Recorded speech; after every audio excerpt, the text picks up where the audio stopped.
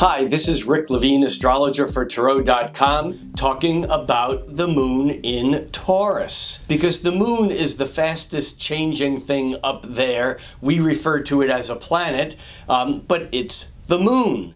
And the moon goes through each sign once a month. Spends about 2¼ days in each sign. The fact is, though, that if you look at your own birth or natal chart, you can then find out where the moon was at the time that you were born.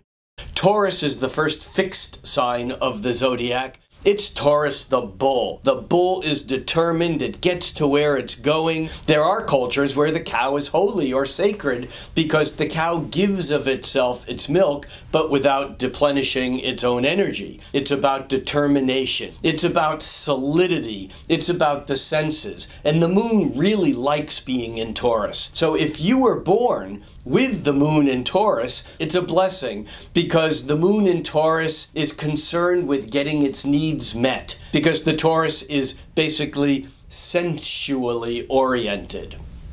Remember, however, that the moon is always moving, which means that every month we all feel like a Taurus moon for a couple of days, regardless of what sun sign we are and regardless of where our moon is. So when the moon is in Taurus, what this means is that we're all a little bit more oriented towards fulfilling our needs directly. We want to have a full belly. We want to feel secure. We want to know that there's money in the bank. And maybe some of these things are things that we always want, but while the moon is in Taurus, we're more drawn toward getting things done that will make us feel better in the moment. Once a year, when the sun is in the sign of Taurus, this would be in mid-spring, and the moon comes sweeping around for its couple of days stay in Taurus.